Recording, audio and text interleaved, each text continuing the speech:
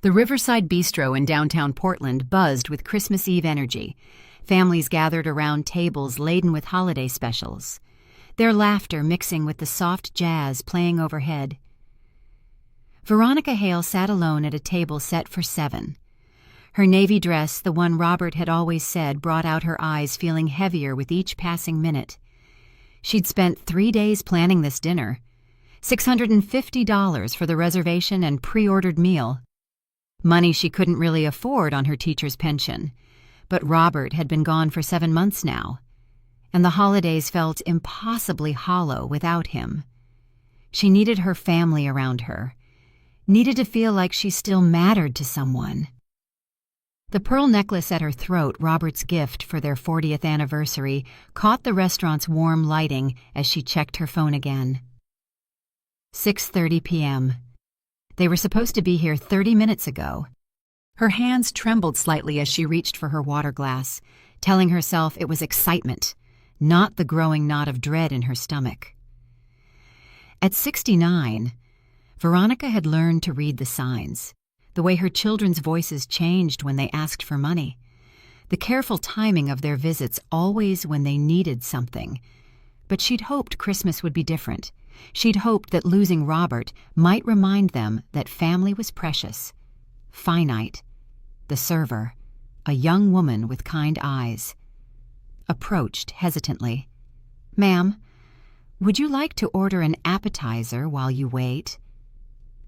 "Not yet, dear," Veronica managed, her voice steadier than she felt. "They'll be here soon." But even as she said it, her phone buzzed with the first excuse. "Mom, I'm so sorry." Elena's voice carried that particular tone sickeningly sweet, with an undertone of dismissal that Veronica had learned to recognize over the years. "Mia came down with something at the last minute, and I can't risk exposing everyone. You understand, right?" Veronica's heart sank. Mia was Elena's 12-year-old daughter, and supposedly the light of Veronica's life, though she hadn't seen the girl in 3 months. "Of course, dear. Is there anything I can do to help? I could bring soup." No, we'll be fine. Rain check, okay? Rain check." As if family dinners were tennis matches to be rescheduled at convenience. 20 minutes later, Marcus called. Her eldest son's voice carried the clipped efficiency of his Seattle law practice. "Mom, I'm stuck at the office. This merger is falling apart, and I need to stay and fix it. You know how it is." She did know how it was. Marcus's deals had always been more important than his mother. "What about Jennifer and the kids?" she asked, referring to his wife and her 2 grandchildren. "They're actually helping Elena with Mia, trying to keep the kids occupied while she's sick." And something cold settled in Veronica's stomach. "They're all together." A pause. "Well, yeah, but just for a few hours. Nothing planned or anything." "Nothing planned." Right. The final call came 10 minutes later. David, her youngest at 38, delivered the most creative excuse yet. His car had broken down on I-84, and 8AA couldn't get to him for hours. He was stranded. "So sorry. Maybe next time." Veronica sat in the restaurant's warm glow, surrounded by happy families, finally understanding what she'd been too naive to see before. The coordination was almost impressive in its cruelty. 3 children, 3 perfectly timed excuses, all delivered within an hour of each other. But she'd already paid for the reservation. The dress was already on, and sitting alone in her small apartment in southeast Portland felt worse than sitting alone in public. So she stayed. The Riverside Bistro was everything she'd hoped it would be: elegant, without being pretentious, warm and inviting, filled with the kind of Portland families who appreciated good food and the magic of Christmas Eve. The problem was that watching them only made her own solitude more apparent. "Would you prefer a smaller table?" the hostess had asked gently when Veronica explained that, yes, it would just be her at the table for 7. "No," she'd said, her voice firm. "Leave it as it is." She ordered wine first, a bottle of the Willamette Valley Pinot Noir that Robert used to love when they'd drive out to the vineyards together.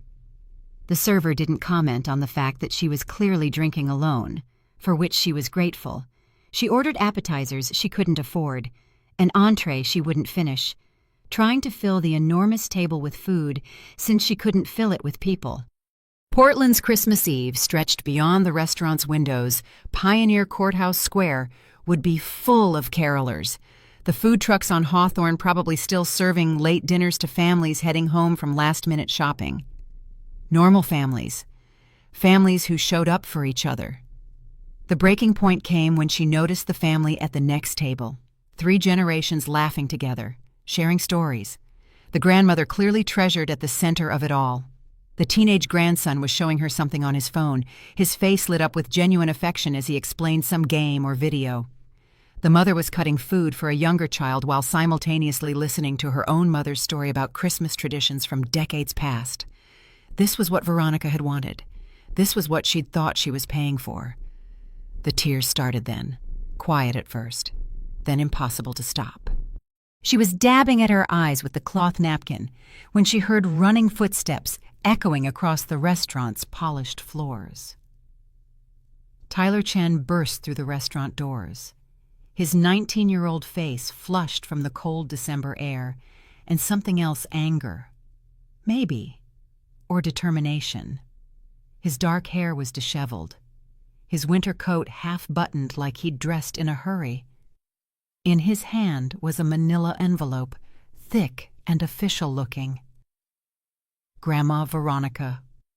His voice carried across the restaurant, causing several diners to look up.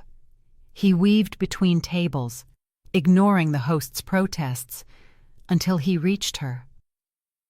Veronica stood up, confused and suddenly hopeful. Tyler had always been different from the others, quieter, more thoughtful, with an artist's sensitivity that seemed out of place in her practical family. "Tyler, honey, what are you doing here? Aren't you with your mother and the others?" He was breathing hard like he'd been running for blocks. His eyes were bright with tears he was trying not to shed. "I had to find you," he said, his voice cracking slightly. "I couldn't let them do this to you anymore." "Do what, sweetheart? What are you talking about?" Tyler glanced around the restaurant, then back at the envelope in his hands. "They're all together. Grandma Veronica, at McMenamin's, 3 blocks from here. They've been planning this for weeks." Her knees felt weak. She sank back into her chair. Planning what? Tyler's jaw clenched in a way that reminded her painfully of Robert when he was angry. "The dinner wasn't the real plan.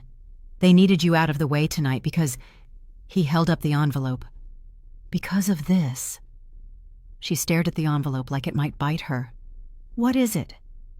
"It's from Grandpa Robert's lawyer. Mr. Morrison called a family meeting this afternoon." His voice dropped to a whisper. "It's his will, Grandma. And there's something else." He sat down heavily in the chair next to her, the one that should have been Elena's. "They made me come with them to the meeting, said it was about taking care of Grandma Veronica's future. But when the lawyer started reading—" Tyler's hands were shaking now as he placed the envelope on the table between them. "Everything's yours, Grandma. The house in Lake Oswego, the investments, everything. Grandpa left it all to you." The restaurant seemed to fade around them. "That's wonderful, sweetheart. But why would that upset everyone? I mean, I am his widow." "Because they've been telling everyone, including themselves, that Grandpa was leaving most of it to them. Mom's been planning to renovate the Lake Oswego house she had architectural drawings made. Uncle Marcus was going to use the investments for his practice expansion.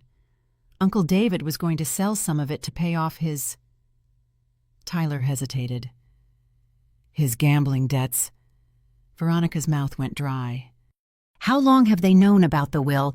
"That's just it. They didn't know. They assumed. But there's more. Grandma." He reached into the envelope and pulled out what looked like laboratory results. There's something else they don't want you to see." Her hands trembled as she took the papers, squinting at the scientific language she couldn't quite understand. But some things were clear enough. The test was comparing Tyler's DNA to her family's. "I don't understand," she whispered. Tyler's voice was barely audible now. "I'm not really your grandson. Grandma Veronica. I'm not Mom's biological son. She took me in when I was 7, after my real mom, Melissa Chen, died of cancer. But she never told you the truth. She's been using me all these years to get money from you and Grandpa, pretending I was blood family." The papers fluttered from her hands to the floor. The wine glass tipped over, red liquid spreading across the white tablecloth like blood. Everything she thought she knew about her family, about her life, was crumbling around her. But as she looked at Tyler, this young man who had run through the streets of Portland to find her, who had chosen truth over the lies that had sustained him for 12 years, she realized something else was beginning. Something that might, for the first time in years, be real. Tyler helped her to the restroom where she splashed cold water on her face and tried to process what he'd just told her. Her reflection in the mirror looked older than her 69 years, the carefully applied makeup now streaked with tears. But her eyes looked different somehow awake, maybe, for the first time in years. When they returned to the table, she made Tyler eat something while he told her the whole story. His voice was steady now, like he'd been holding this secret for so long that finally sharing it was a relief. "The lawyer's office was nothing like I expected," he began, picking at the breadbasket. "Mr. Morrison had this huge mahogany desk and all these legal books everywhere. Mom, Uncle Marcus, and Uncle David were sitting there looking so confident, like they already knew what they were going to inherit." Veronica poured herself another glass of wine, her hands steadier now. "How long have they known about the will reading? Mom got the call 3 weeks ago. She made this whole production about how sad it was that we had to deal with Grandpa's affairs. But I could tell she was excited. She kept talking about what we could do with the Lake Oswego house, how it needed updating, how she could make it into something really special." The Lake Oswego house. Robert and she had bought it 30 years ago as their retirement dream.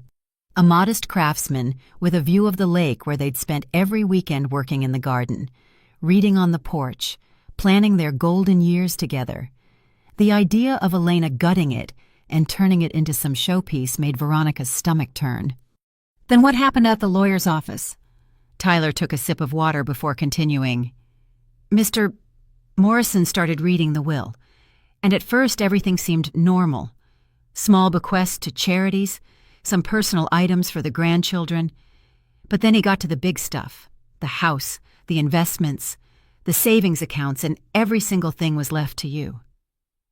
Veronica could picture the scene, her 3 children sitting there, confident smiles slowly fading as they realized their inheritance wasn't coming.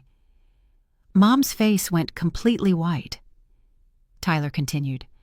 "Uncle Marcus started arguing with the lawyer, saying there must be some mistake, that Grandpa had promised them things. Uncle David just sat there with his mouth open." "What did Mr. Morrison say?" "He was really professional about it, but firm. He said the will was very clear and had been updated just 6 months before Grandpa died. Everything goes to you, with one exception if something happens to you. Then it all goes to the grandchildren equally, bypassing the middle generation entirely." That sounded like Robert. Even in death, he was looking out for her interests and the kids who would really need help someday. But then Mr. Morrison pulled out another envelope. Tyler's voice dropped. "He said Grandpa had left specific instructions about when to open it. It was only supposed to be opened if there were any disputes about the will or if anyone questioned the legitimacy of family relationships." Veronica's heart started pounding again. The DNA test. Right. Mr. Morrison said Grandpa had been concerned about some things he'd overheard at family gatherings, people talking about money, making plans. He wanted to make sure he knew exactly who was really family and who wasn't. She thought back to their last few family dinners before Robert died. He'd been quieter than usual, watching everyone more carefully. She'd assumed it was just the cancer making him tired, but maybe he'd been seeing things she was too trusting to notice. So the lawyer opened the envelope right there. Tyler nodded. The DNA results showed that I'm not biologically related to anyone in that room. And there was a letter from a private investigator Grandpa had hired. A private investigator? Yeah. The truth about my adoption wasn't what Mom told everyone. She said I was the son of some distant cousin who died in a car accident. But that was all made up. My real mom, Melissa, was Mom's best friend from nursing school. When she got sick and realized she was dying, she asked Mom to take care of me, but there was no official adoption. Mom just took me in. Veronica sat back in her chair, feeling like she'd been punched. But why would she lie about that? Tyler's laugh was bitter. Far too old for his 19 years. Money, Grandma. It's always been about money. Mom figured out early that you and Grandpa were generous with family, especially when it came to children. So she created the perfect sob story, the orphaned great-nephew who needed a loving home. The pieces started falling into place. All those times Elena had called asking for help with Tyler's expenses, school clothes, sports equipment, summer camps, tutoring, car insurance when he turned 16. Veronica had written check after check, happy to help her grandson have opportunities. How much do you think they got from us over the years? The investigator's report had numbers, just for my expenses alone: school, clothes, activities, medical bills probably close to $200,000 over 12 years. But that doesn't count all the other stuff. What other stuff? Tyler hesitated, like he was afraid to hurt her more. The times Mom said you were having memory problems and needed help managing your finances. The loans Uncle Marcus needed for his business ventures. Uncle David's gambling debts that were supposedly family emergencies. Each revelation was like another weight settling on Veronica's chest. They'd been planning this for years, decades. Grandma, Mom used to coach me on what to say when we visited you and Grandpa. How to act grateful, how to mention things I needed, how to make you feel important and generous. I thought it was just normal family stuff until today. Veronica looked at this young man who wasn't her grandson, but who had risked everything to tell her the truth. What happened after the lawyer finished reading? They went crazy. Mom started screaming that there had to be some mistake, that Grandpa was senile when he wrote the will. Uncle Marcus was on his phone with his lawyer before we even left the office. Uncle David just kept saying, "This isn't fair," over and over. And you... Tyler met her eyes directly. I sat there thinking about all the times you hugged me and told me you loved me, all the birthday cards with money in them, the Christmas presents you couldn't really afford, the way you always asked about my grades and my friends like you really cared. And I realized that even if we're not blood related, you've been more of a real grandmother to me than anyone else in that family has been real family. Veronica's throat closed up. Tyler, they didn't even notice when I left. They were too busy planning how to contest the will, how to prove Grandpa was incompetent, how to get what they think they deserve. Mom was already talking about hiring her own lawyer. So you came here? I took the MAX train and ran the last 8 blocks. I couldn't let them do this to you anymore. Grandma Veronica, you've been alone enough. Looking at Tyler across the table, his earnest face still flushed from running through the cold Portland night to find her. Veronica felt something she hadn't experienced in months, not just love, but hope. Maybe real family wasn't about blood after all. Maybe it was about showing up when it mattered.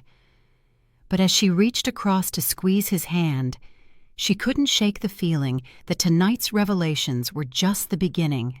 If her children had been lying about Tyler for 12 years, what else had they been hiding? And more importantly, what were they willing to do to get their hands on Robert's money? The next morning, Veronica woke with a clarity she hadn't felt in months. Tyler had slept on her couch in the small southeast Portland apartment she'd moved to after Robert's death, curled up under one of Robert's old Afghans, making coffee quietly. She called James Morrison's office as soon as it opened. "Mrs. Hale," his secretary said warmly. "Mr. Morrison was hoping to hear from you. Can you come in this morning? He has some additional documents your husband left with specific instructions about when to release them." More documents Robert really had been planning for everything. Tyler stirred as she was getting dressed, sitting up and rubbing his eyes like a confused child. For a moment, she could see the little boy he'd been when Elena first brought him around, sweet, uncertain, trying so hard to please everyone. "How are you feeling?" she asked. "Like I slept for the first time in years," he said, and she knew exactly what he meant. They took the bus to Morrison's office in downtown Portland, a modest building near the courthouse that had housed the family law practice for over 30 years. Morrison himself was probably close to her age, with kind eyes behind wire-rimmed glasses and the patient demeanor of someone who'd spent decades helping families navigate their worst moments. "Mrs. Hale," he said, standing as they entered his office. "And you must be Tyler.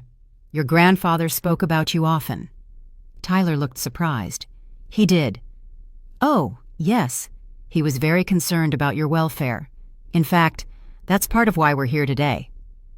Morrison gestured for them to sit. "Your husband left very specific instructions about additional materials to be shared if anyone attempted to challenge the will or questioned family relationships." He pulled out another manila envelope, thicker than the one Tyler had brought her last night. These documents weren't part of the formal will reading because Robert hoped they wouldn't be necessary. But given what happened yesterday evening with your other children, I think it's time you saw them. Veronica's hands trembled as she opened the envelope. Inside were photographs, bank statements, phone records, and what looked like transcripts of conversations. "Robert hired a private investigator 18 months ago," Morrison explained. "He'd become suspicious about some of the financial requests from your children and wanted to understand what was really happening."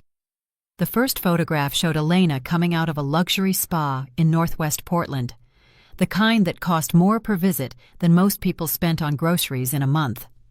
The date stamp showed it was taken 3 days after she'd called Veronica crying about being unable to afford Tyler's school supplies. "She told me she was working extra shifts as a nurse to make ends meet," Veronica whispered. The next photo showed Marcus at an expensive restaurant, clearly entertaining clients, champagne bottles on the table. The receipt stapled to the back showed a bill for over $800 on the same day he'd borrowed $3,000 from her for emergency medical expenses. But it was the bank statements that really told the story. Page after page showing deposits from Veronica and Robert, followed immediately by transfers to luxury retailers, vacation resorts, and high-end purchases. None of the money they'd given for emergencies had gone to emergencies at all. "There's more," Morrison said gently. "Audio recordings. Robert started recording family conversations in your home.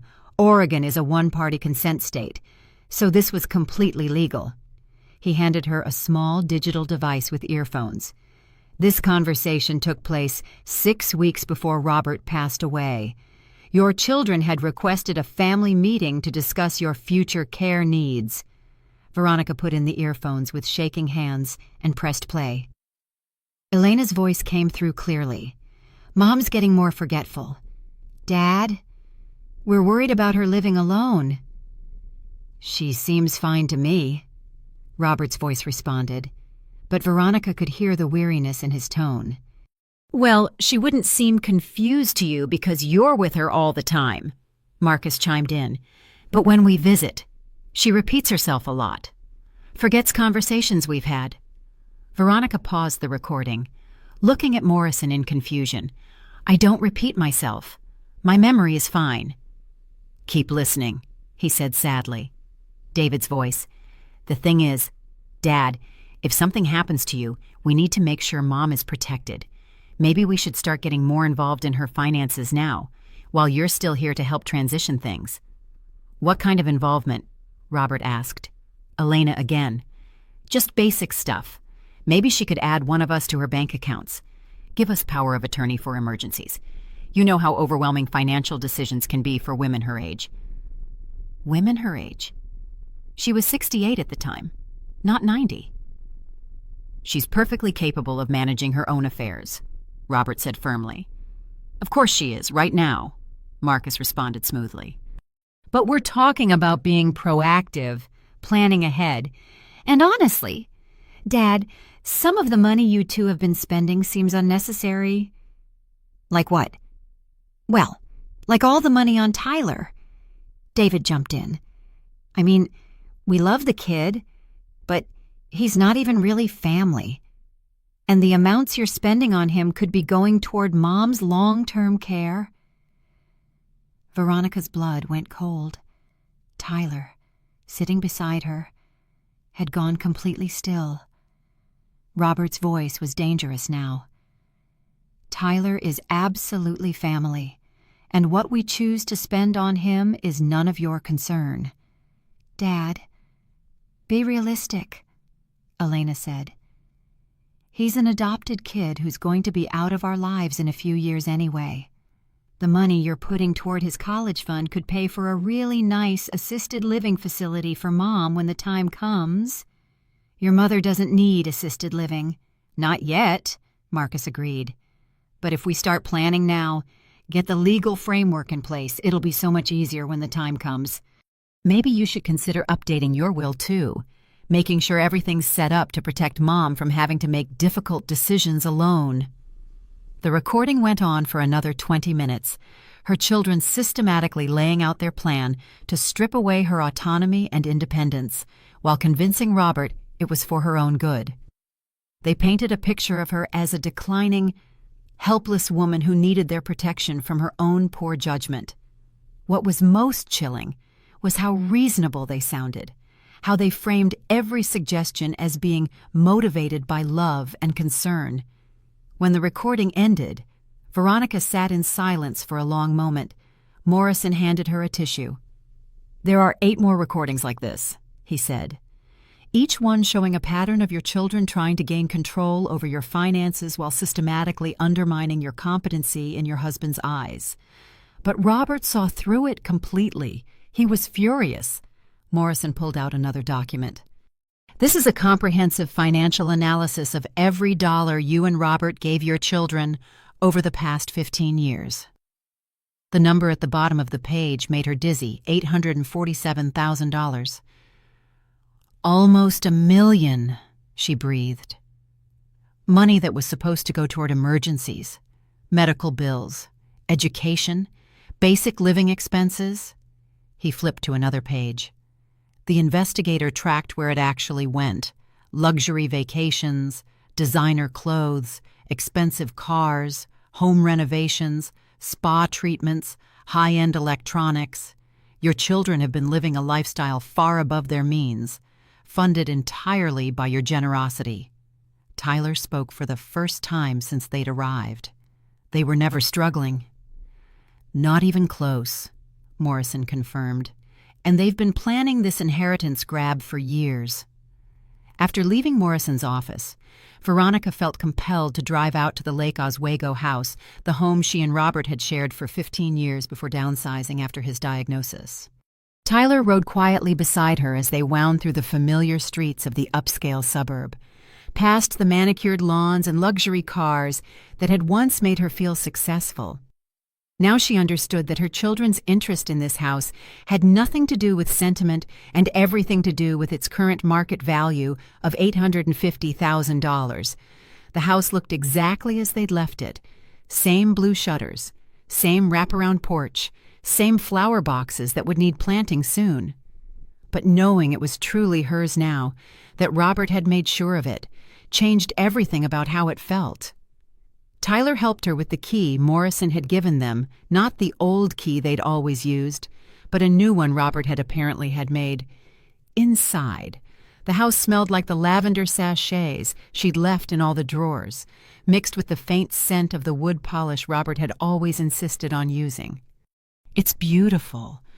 Grandma Veronica," Tyler said, looking around the main room with its stone fireplace and walls lined with books. "I can see why your daughter wanted to renovate it." "Elena wanted to gut it," Veronica corrected. "She always said it was too old-fashioned, too small, too quiet. She wanted to turn it into some kind of showcase." She walked through the rooms slowly, remembering the kitchen where she and Robert had cooked together every morning, the reading nook where they'd spent rainy afternoons, the bedroom where they'd planned their retirement dreams. But it was in Robert's study that she found what he'd left for her. The room looked normal at first glance, his desk still covered with the crossword puzzles he'd never finished, his reading glasses still folded on top of a half-read biography of Theodore Roosevelt. But there was an envelope on his desk that hadn't been there before, her name written in his careful handwriting. "This is it," she whispered, her hands shaking as she picked it up. Tyler stood quietly in the doorway as she sat in Robert's chair and opened the envelope. Inside were 3 sheets of his cream-colored stationery, covered with the writing she knew as well as her own. "My dearest Veronica," it began, and she had to stop reading for a moment to compose herself.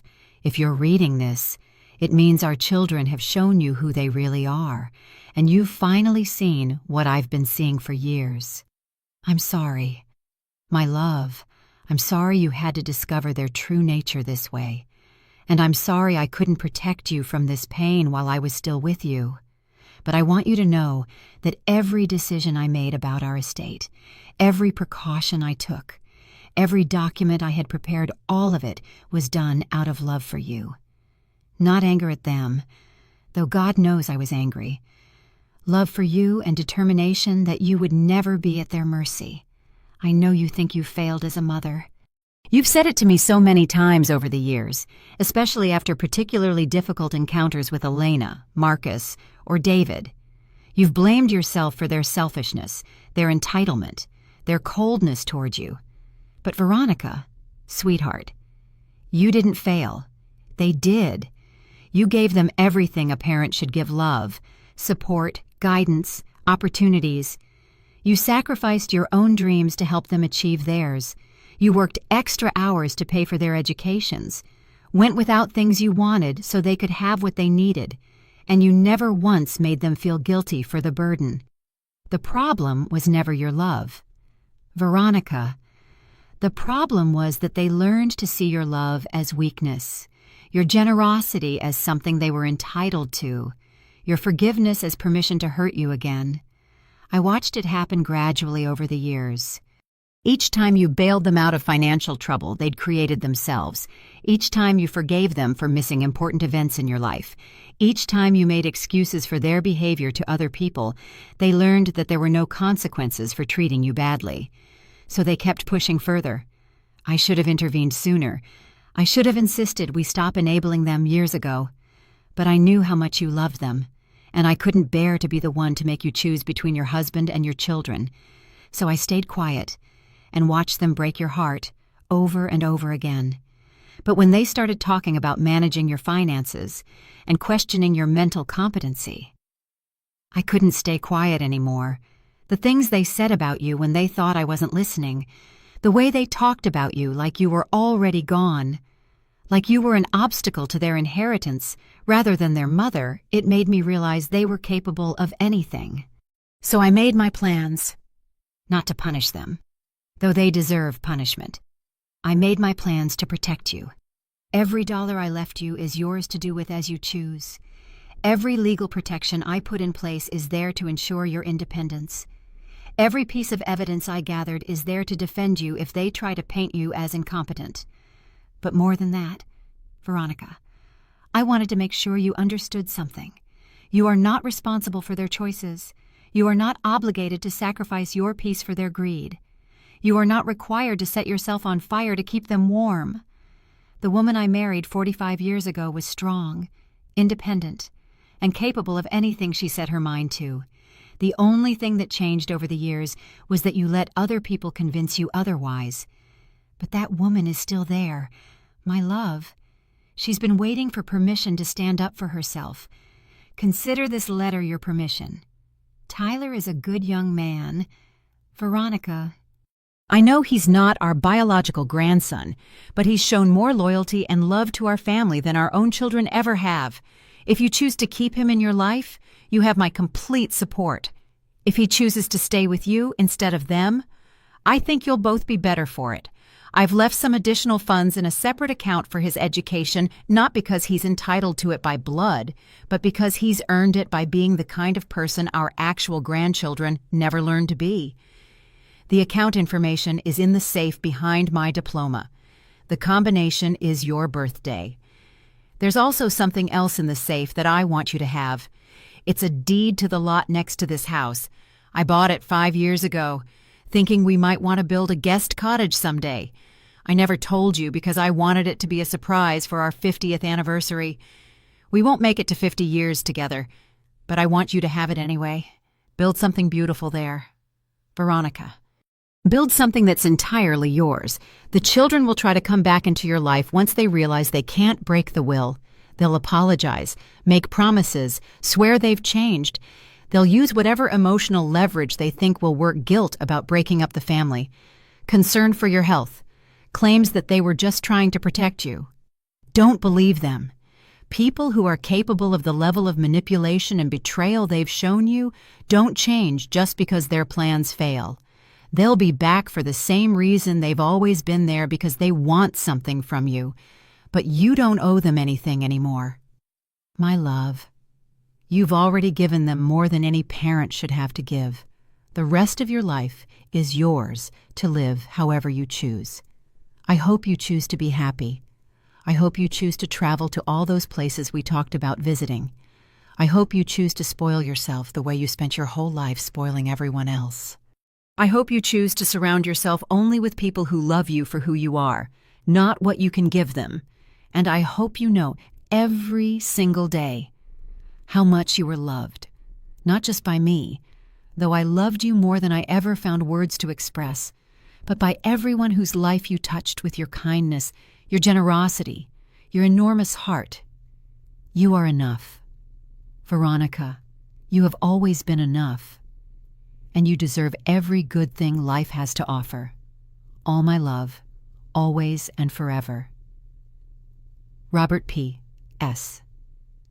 I've also left instructions for one final surprise. But you'll have to wait a bit longer for that one. Trust me, it'll be worth it. By the time she finished reading, tears were streaming down Veronica's face. But they weren't tears of sadness. They were tears of relief, of recognition, of feeling truly seen and loved for the first time in years.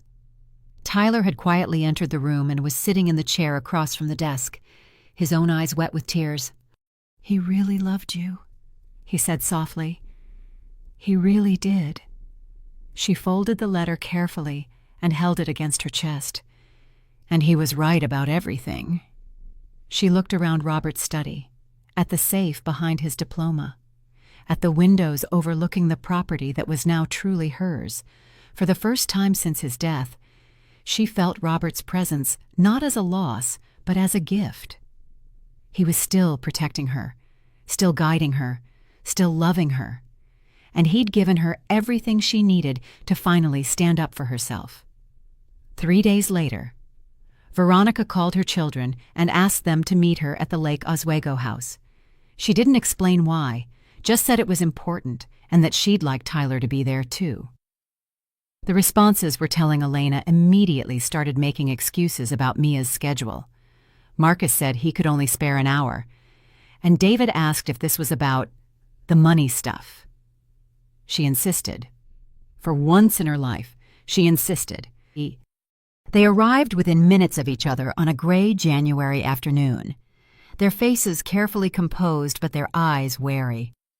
Veronica had spent the morning preparing, laying out documents on Robert's desk, practicing what she wanted to say. Tyler sat quietly in the corner, no longer the pawn in their game, but a witness to what was about to unfold. Elena arrived first, her nurse's scrubs suggesting she'd come straight from work, though Veronica now wondered if that was performance too. Marcus followed in his expensive suit, checking his phone constantly. David came last, looking haggard in a way that spoke to sleepless nights and mounting pressure. "Mom," Elena said, settling into her usual chair with forced brightness. "You sounded so serious on the phone. Is everything okay?" "Sit down, all of you," Veronica said, her voice steadier than she'd expected. "We need to talk." She'd decided not to start with accusations. Instead, she simply placed the bank statements on the coffee table, the photographs, the transcripts, one by one, like evidence in a trial. The silence stretched as her children realized what they were looking at. Marcus was the first to speak, his lawyer's training kicking in. "Mom, where did you get these? Your father left them for me, along with quite a lot of other information." Elena picked up one of the photographs herself at the spa, and her face went pale. "Mom, I can explain. Can you?" Veronica's voice was quiet but firm. "Can you explain why you told me you were working double shifts to afford Tyler's school supplies while you were spending $300 on a spa day? Can you explain why you've taken almost $350,000 from us over the years while claiming to struggle financially?" "That's not, Elena started, then stopped. The number was right there in black and white. David was staring at his own financial records, his gambling losses meticulously documented. "How long was Dad keeping track of all this?" Long enough," Veronica said. "Long enough to see the pattern." She played them portions of the recordings, their own voices plotting to take control of her finances, discussing her supposed mental decline, dismissing Tyler as not really family. Watching their faces as they heard themselves was almost harder than hearing it the first time. Marcus tried to mount a defense. "Mom, you have to understand, we were worried about you, after Dad got sick. You seemed so overwhelmed. I seemed overwhelmed because my husband was dying." Veronica cut him off. "Not because I was losing my mind." "But the money," Elena began. "What about the money? The money I gave you freely because I thought you needed it. The money you spent on luxuries while lying to my face about financial hardship." David finally spoke. His voice cracked. "Mom, the gambling thing. It's a real problem. "I know I screwed up, but I was going to pay you back." "When, David? When were you going to pay back $180,000 in gambling debts before or after you inherited what you thought was your share of your father's estate?" The room fell silent except for the ticking of Robert's old grandfather clock. Elena tried tears next. They'd always worked before. "Mom, we're still your children. We made mistakes, but we love you." "Do you?" Veronica asked quietly. "Do you love me? Or do you love what I can give you?" She stood up, walking to the window that overlooked the garden she and Robert had planted together. "Your father was right about something. I've been confusing enabling with loving, generosity with family obligation." Tyler shifted in his chair, but remained silent, understanding instinctively that this moment belonged to Veronica. "Here's what's going to happen," she continued, turning back to face them. "I'm not cutting you out of my life entirely. You are my children, and despite everything, I do love you. But things are going to change." Marcus leaned forward. "What kind of changes?" "David, you're going to enter a gambling addiction program. A real one, with counselors and support groups and accountability, until you complete it successfully. And I mean actually complete it with documentation. You get nothing from me." David's eyes filled with tears, but he nodded. "Elena, you're going to pay back what you can of the money you took under false pretenses. We'll work out a payment plan that's realistic for your actual income, not the fictional poverty you've been performing for us." Elena opened her mouth to argue, then closed it. And Marcus, you're going to acknowledge publicly that you were wrong about my mental competency. I want a written apology, and I want you to withdraw any legal challenges you filed or were planning to file. Marcus's jaw tightened. Mom, I was just trying to protect... No. You were trying to control... There's a difference. She moved to Robert's desk and picked up another document. There's something else you all need to know. Your father didn't just leave Tyler out of his will, he left him something specific. She handed Tyler the bank account information. $100,000 for college and getting started in life, not because he's blood family, but because he's earned it by being honest and loyal when the rest of you weren't. The look of shock on her children's faces was quickly replaced by something uglier resentment. Calculation. That's not fair, David said. He's not even really family. And there it is, Veronica said sadly. Right there is why your father was right to protect me from you. Tyler has been more family to me in the last week than any of you have been in years.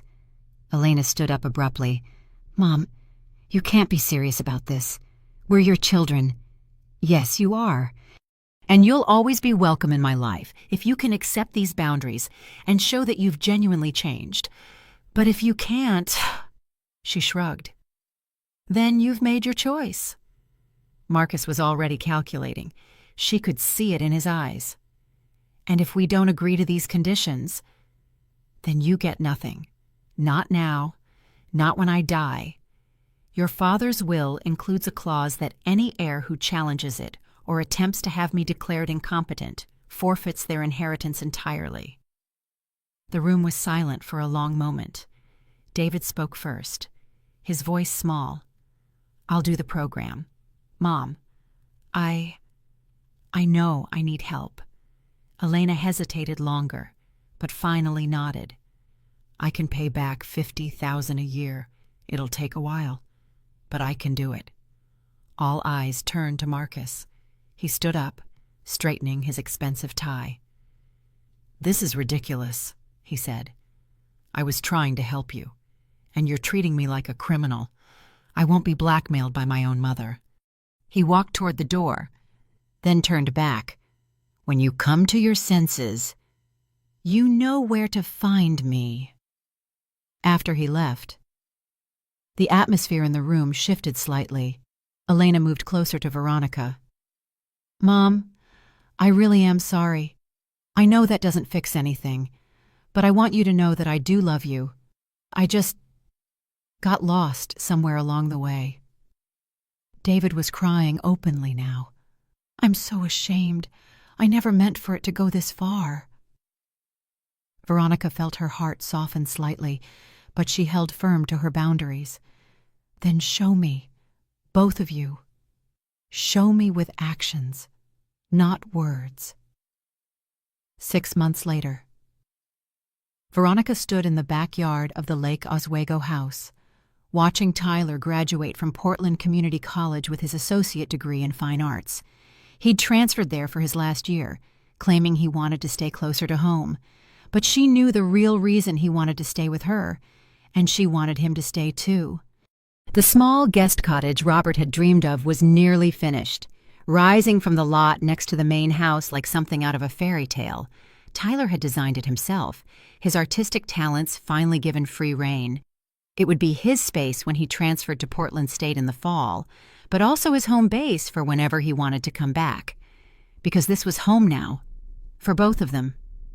The changes in her life over the past months had been gradual but profound. David had indeed entered a gambling addiction program and was making real progress. She'd attended some family sessions with him and seen genuine remorse and commitment to change. He was working as a construction supervisor now, honest work that paid better than she'd expected, and he'd already made his first payment toward the money he owed. Elena had surprised her by actually following through on her commitment. The $50,000 she'd paid back so far had come with bank statements showing she'd given up her expensive apartment for a modest one, sold her luxury car, and was genuinely living within her means for the first time in years.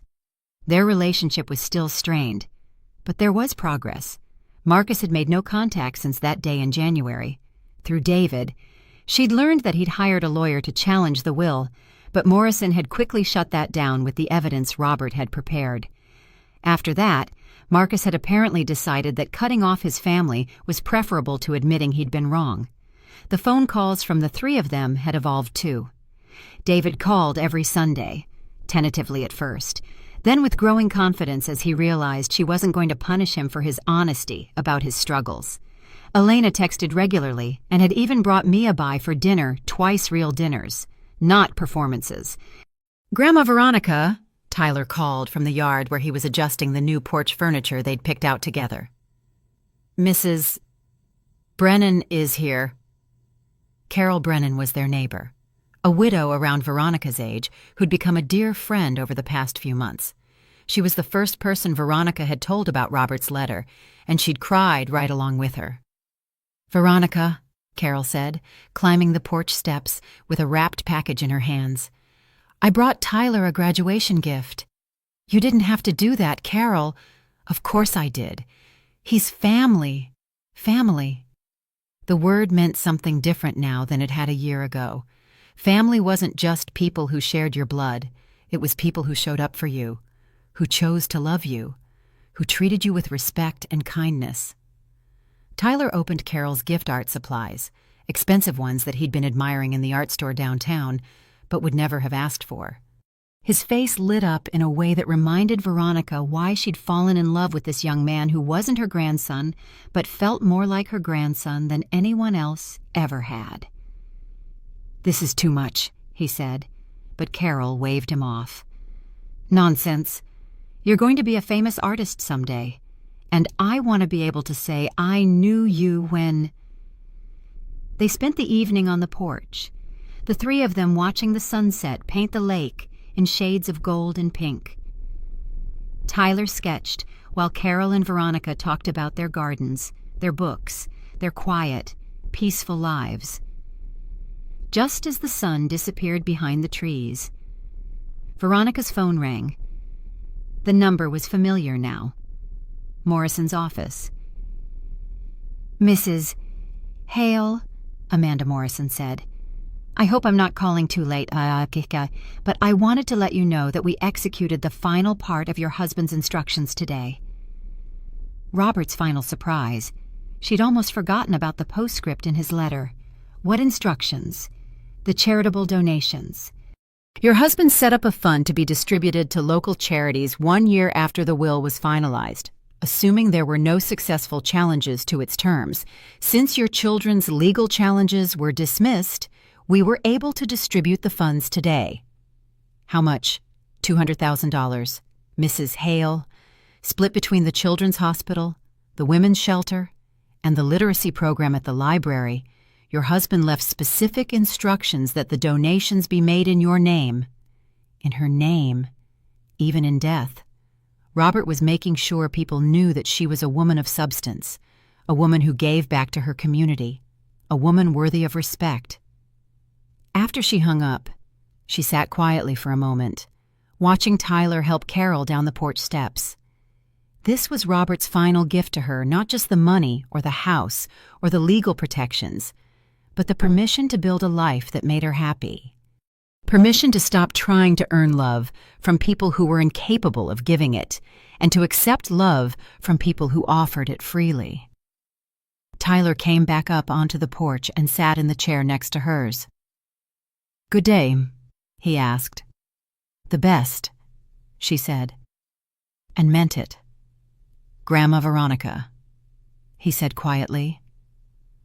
"I know I'm not really your grandson. I know the DNA test proved that, but you're the realest family I've ever had." She reached over and took his hand. This young man who'd risked everything to tell her the truth, who'd chosen her when choosing her cost him everything else he'd known. "Tyler," she said, "blood doesn't make family. Love makes family. Choice makes family. Showing up makes family. And you've been more family to me than anyone else in my life." They sat in comfortable silence, watching the stars reflect on the lake, listening to the peaceful sounds of the Portland night. Tomorrow, Tyler would start his summer job at a local gallery. In the fall, Veronica would drive him to Portland State and help him move into his dorm room, just like any proud grandmother would do. And when he came home for holidays, it would be to this house, to this life they'd built together, to this family they'd chosen. Her biological children would probably keep trying to come back into her life fully. They'd probably show up at holidays, claim they'd changed, try to guilt her into the old patterns. But she had Robert's letter in her dresser drawer, and she read it whenever she needed reminding of who she was and what she deserved. She deserved peace. She deserved respect. She deserved to be loved for who she was, not what she could provide. And sitting here on this porch, surrounded by people who saw her clearly and loved her anyway, she finally had all three. The lake was perfectly still, reflecting the stars like a mirror. Everything was exactly as it should be. Everything was exactly as Robert had planned it to be. And for the first time in years, Veronica was exactly who she was meant to be. Epilogue. 2 years later. The Christmas Eve dinner at Veronica's Lake Oswego house was smaller than the one she'd planned 3 years ago, but infinitely more meaningful. Tyler, now 21 and thriving in his junior year at Portland State, sat across from her, his latest paintings displayed proudly on the mantelpiece. Carol had brought her famous apple pie, and David, 2 years sober and rebuilding his construction business, had arrived with his new girlfriend, a kind woman who worked at the addiction counseling center where he'd gotten help. Elena came too, bringing Mia, who at 14 had grown into a thoughtful teenager who seemed genuinely happy to spend time with her grandmother. Elena looked different, less polished, more relaxed. The stress lines around her eyes softened by 2 years of living honestly. Marcus's chair remained empty and probably always would. He'd moved to California and started over there, apparently deciding that a fresh start was easier than acknowledging his mistakes. Veronica had made peace with that choice. You couldn't force someone to love you properly, but you could stop accepting love that wasn't good enough.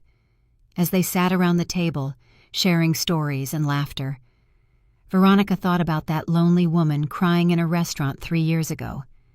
That woman could never have imagined this, a family built on choice and respect rather than obligation and manipulation, a life of dignity and genuine connection. The final touch came as they were finishing dessert. Tyler stood up, his face nervous but determined. "Grandma Veronica," he said, "I have something for you." He handed her an official-looking document, and her hands shook slightly as she opened it. It was a legal name change petition, Tyler Hale. He'd officially taken her family name. "If that's okay with you," he said quickly. "I know it doesn't change the DNA or anything, but—" She stood up and hugged him, tears flowing freely. "It's perfect," she whispered.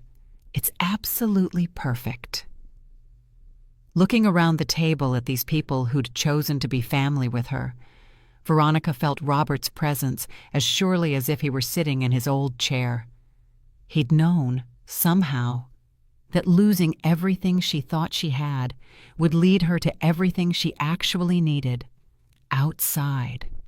Portland's Christmas Eve snow was beginning to fall, dusting the lake and the cottage where Tyler would sleep tonight in the home they'd built together.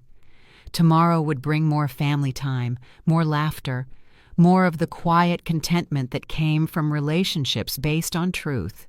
She'd learned that family wasn't about blood or obligation or shared history. Family was about showing up. Family was about telling the truth, even when it was hard. Family was about choosing to love someone not for what they could give you, but for who they were. And for the first time in her 71 years, Veronica Hale was surrounded by real family,